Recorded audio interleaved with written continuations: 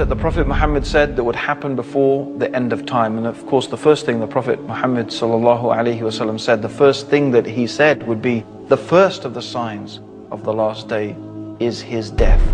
And the last day is soon upon us. And that's what the Prophet said then, 1,400 years ago. How close must it be now? Let's look at some of the things the Prophet Muhammad, may Allah's peace and blessings be upon him, said in various narrations. First of all, the Prophet Muhammad mentioned that amongst the signs of the last day is that you would see the barefooted Bedouins compete with each other in building tall buildings. This is remarkable, because I invite anybody to look and go and visit Dubai, Abu Dhabi, Saudi Arabia, Bahrain. These are places where 60 years ago, I remember when I was in Kenya and they were complaining how there was no more money coming from Saudi Arabia after 9/11 and so on and so forth. And they were saying, well, you know, 60 years ago, we used to send money to Saudi Arabia to help the orphans and the madrasas there. Now you will find the people who only 60 years ago were barefooted Bedouins competing with each other in who can build the tallest building in the world. In fact, it said there's going to be 6 of the tallest buildings in the world in Dubai in the years to come. This is something the Prophet Muhammad was predicting 1,400 years ago. It is truly a sign of the last days. The Prophet Muhammad ﷺ also mentioned that the mosques would become like palaces. And this is the case even though the Prophet ﷺ ordered simplicity in the houses of Allah. The fact is that they have become more and more fantastic, and more money is being spent on these mosques with domes and floors and golden domes and floors and everything to match, with so much lavish chandeliers and carpets like palaces, as the Prophet ﷺ said would happen. Also, the Prophet mentioned that trustworthiness would disappear, so much so that a person would be able to say, I know a trustworthy person in such and such town. I ask you yourself if maybe that is not the case today. Also, the Prophet mentioned that there will be an increase in killing. The Prophet called it harj, to the extent that the one who is being killed and the one who is killing, they don't even know. The one who's being killed doesn't know why he's being killed. The one who's killing doesn't know why he's doing the killing. I think this is describing the condition of some cities today, where kids are shooting people. The person has no idea why he was shot. In fact, people are being shot merely just to prove themselves or for any type of madness that you can imagine. Not even to mention the massacres of so many people that is taking place due to terrorism, whether it is the terrorism of countries or the terrorism of organizations or individuals. We shouldn't really make a difference. It's all terror. When women and children and innocents get killed, it's terror by the hands of whoever it is. People do not know why they're killing or why they're being killed. To such an extent that it is unimaginable, just as the Prophet Muhammad predicted 1,400 years ago. Also, the Prophet mentioned that there would be the increase in the use of riba, which means usury, interest, credit cards, mortgages, things like that. In fact, to the extent that no one would be able to escape the dust of it. Everybody will be affected by it.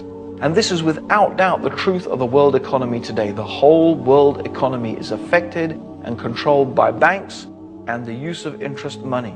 Even though in Islam it is totally prohibited, even though in Christianity, up until the 16th, 17th century, riba was forbidden in Christendom as well. But yet today, it is something that controls the world economy to the extent that no one can escape it, just as the Prophet Muhammad predicted 1,400 years ago.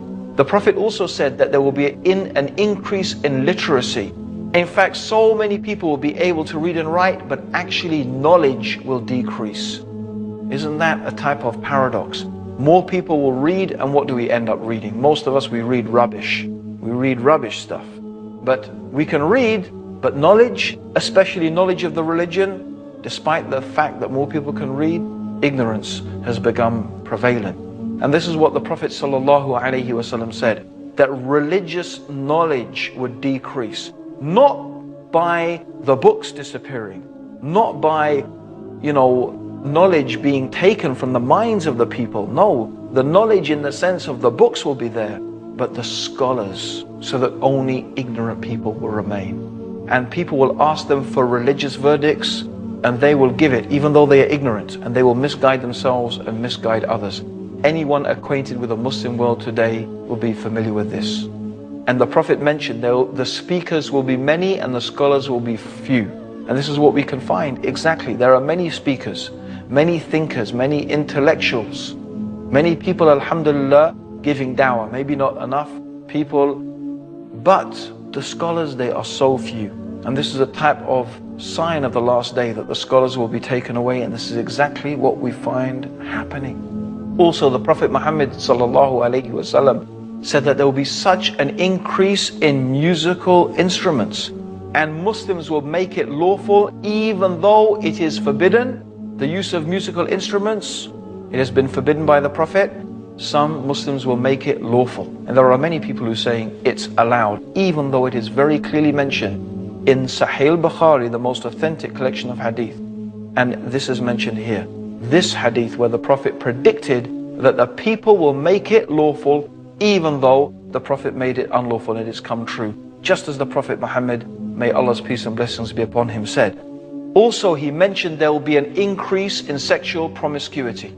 Even though Islam is a religion that teaches chastity, that a man and a woman should confine themselves to marriage, the Prophet said there will be an increase in sexual promiscuity.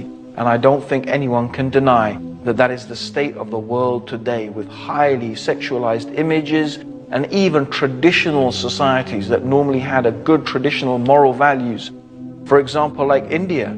Even in India, for example, promiscuity is becoming more and more common, hardly than it ever was before. Even in Muslim countries, where the whole idea of sexual promiscuity is so against the teachings of Islam, it is unfortunately becoming more and more common.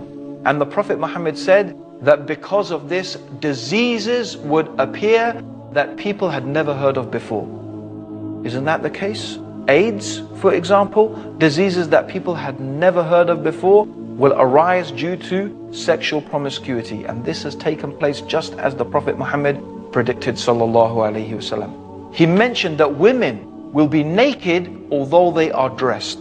The dress of some women today, which in all but means is nakedness, with the clothes that are so tight they describe every shape of the body, which this technology did not exist to make those type of clothes in the time of the Prophet.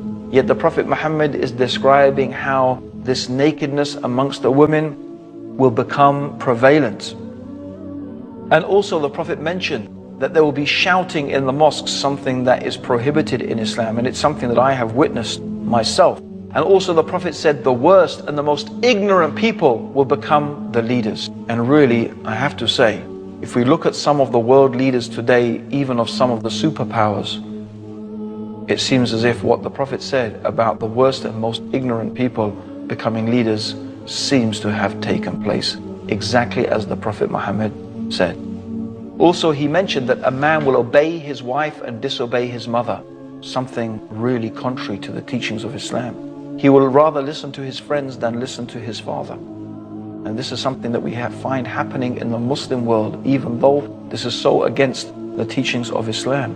Men will wear gold and silk and they will make it lawful, even though the Prophet has made it unlawful. People will abandon the religion of Islam for a small worldly gain. And keeping onto the religion will be like holding two hot coals. I am mentioning all of these things, and there are many, many more things that the Prophet Muhammad ﷺ mentioned. But these are some of the small signs concerning the events that will take place before the last day. And as we can see, these things that I have gone through, almost without exception, they have come true in a way that is so clear and so obvious and so apparent.